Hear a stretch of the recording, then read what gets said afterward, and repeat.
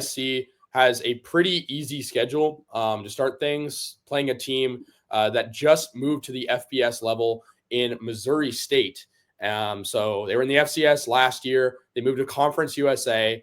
They have their quarterback pretty good. Jacob Clark threw for over 3,600 yards last year. He can throw the ball. He can throw the ball. Yeah, he can sling it. Very good passing team in the FCS last year. They didn't run the ball very well last year. So I think that's kind of a good chance week one to give SC's defensive line, especially some younger guys on the defensive line, an opportunity to, show what they have week one. I'm looking at a guy like Jakeem Stewart to get some reps, true freshman. He's like one of the only true freshmen that probably will get looks on defense. And so I think that'll be an interesting thing to look for here in the first game of the season. Yeah, look, I'm not going to sugarcoat it. This is a tune-up game. That's all it should be. That is what this game is. I mean, USC obviously keeping the streak. They are I believe it's the only Power 5 opponent to never Power 5 team to never schedule an FCS opponent. Barely skating that line with this one, but it counts. It still counts. The streak lives on. This is a tune-up game. I want to see some Houston Longstreet after Jaden Mayava. Maybe the other way around. Maybe we'll see more of a battle. Who knows? But I want to see the freshmen. I want to see the young guys. I completely agree with you. It's an easy win. Do you think we see Houston Longstreet as early as like the second quarter? Perhaps? No, not that early. I think they definitely. I think third, because you think about This is back in the 2023. It was against Stanford. They were up, I want to say 42-0 at halftime. We saw Miller Moss the entire second half. I think Caleb Williams maybe played, one drive? So I want to see him. I want to see him, but I don't think he'll be that early. Yeah, I think also like Corey Sims, Xavier Jordan, Tanuk Hines. These are all either redshirt freshmen or true freshmen. I think, a chance for them to show out. I think USC has been plagued by its receiver depth. I talked about that earlier last year. But I think, a guy like Jacoby Lane, you're not necessarily going to go to him every single, part of the field, let's just say. I mean, he's a red zone threat. Mm-hmm. And so I think having guys like that to show out for early on, I think also the running back depth, we'll see a lot of that in a game like this. We can expect Wayman Jordan to get the starting nod. But a guy like Eli Sanders, I don't know if we can expect that. Why not? I just think it's going to be more of a committee. I don't know if you can definitively say it's going to be one guy is the thing. I think that you'll see a committee between Sanders, Jordan, I think, and Brian Jackson. I think all of them. So, well, sure. I think we'll see a committee as in like Lincoln Riley hates throwing the ball consistently. So we'll see a group of guys that like collectively don't get as many touches as they deserve. But I think at the same time, like we saw the past few years, it was not a committee. And I feel like they arguably had a lot of good running back depth the past couple of years. I think that there was more of an alpha guy, though. They brought in the past 2 years. There was two alpha guys from the SEC. You brought in Woody Marks. You bring in Marshawn Lloyd. Lloyd, yeah. Not Lynch. Confused. I'm always confusing those two. I don't think there's an alpha in this year's room. Really? Waymon Jordan's not an alpha to you? I think he's great. And if I had to pick someone to come out of that room to be the starter, it would probably be him. But I don't think you can definitively say he's the alpha. Well, we'll see. I mean, it's early in spring camp. I think he is. Look, I think we can both admit we'd both be silently kind of biased against him because he's coming from the JUCO level. Like he's going to have that against him. But I mean, from his tape, he's looking very elite.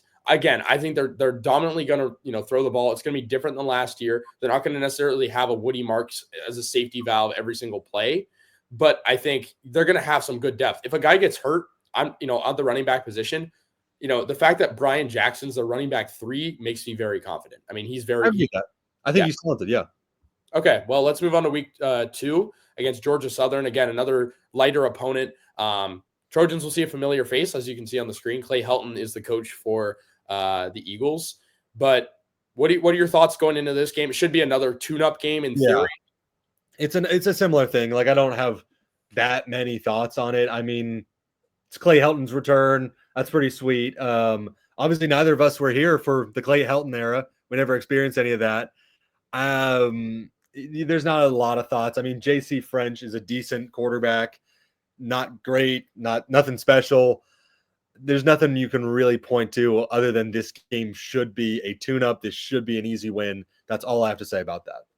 Yeah, I mean, they went 8-5 last year, Georgia Southern. They're in the Sun Belt Conference. It's not the top tier competition necessarily. Some changes on offense, like you said.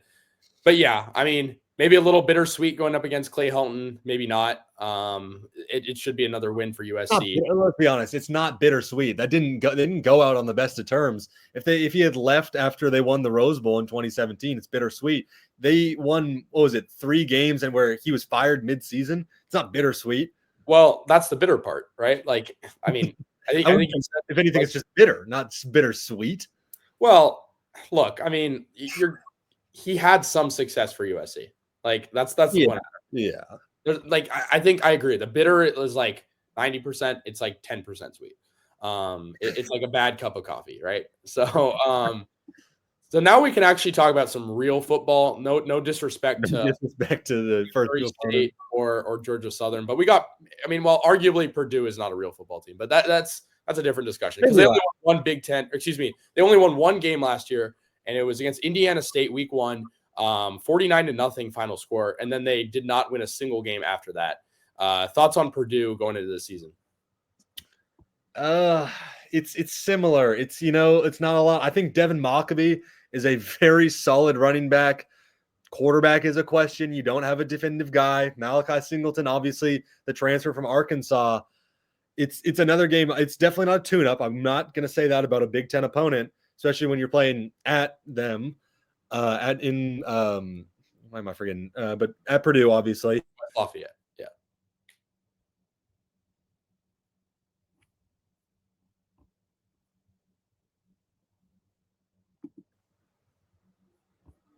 You there, Kasey? Sorry, you were frozen on my end. But fantastic. Yeah. Did you get any of that? No, but I heard some of it. Yeah, I mean, I think it's definitely an unpredictable matchup for the reasons that, of course, Purdue has a completely new coaching staff. So SC will actually see some familiar faces. Josh Henson is now with Purdue. He's their offensive coordinator. Charles Ross, wide receiver, is now with Purdue, former Trojan. And also for SC, DJ Wingfield, who will start at offensive line for them. He's playing against his former team. But Notre Dame was awful offensively last year. They were terrible. They averaged under 16 points per game. You can use your teams. Yeah, their defense wasn't very good either. They had Hudson Card at QB. Didn't do much for him. I like the Malachi Singleton pickup. He looked very good against Tennessee in the limited snaps he had against them with Arkansas last year. Just 1 touchdown. He's a dual threat guy. I mean, I think that's going to make it a little bit more interesting than maybe we would have anticipated. They also got Monty Powell, a linebacker from UNLV. He's one of a few transfers they gotten, but I think he's one of my favorites. Had 3.5 sacks and 29 tackles. They also lost Max Clare, tight end. He's supposed to be a pretty high draft pick, maybe next year, out of the tight end position. And but the issue is Purdue just didn't add many guys in the transfer portal, and that comes with completely new coaching staff, right?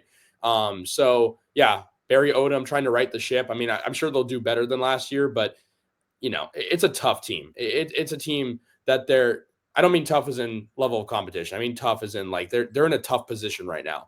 So I think this is a win for USC pretty comfortably. I think this is a game that should be over by the third quarter. But the tough part, and I want to relay this to you a little bit as well. We saw how much USC struggled on the road, no matter who the opponent was last year. I mean, even against a team like Maryland, who they were very much supposed to beat. A team like Minnesota, Minnesota wasn't horrible, but that's a team that it should be beating. Maryland going on the road against a team like Purdue, I know it should be a win, but just given that SC on the road last year was so bad, does that change anything at all for you? Just even on the scoreboard? I think as on the scoreboard, if I were to I'd say betting on how much USC wins by spread, then yeah. But I don't think so. I don't think it alters the ending of the game for not at all. As you said, this should be an easy win. I'm assuming it will be. It almost certainly will be. I can't trust it anymore. After what we've seen the past 2 years, you just can't trust it. Well, fair enough.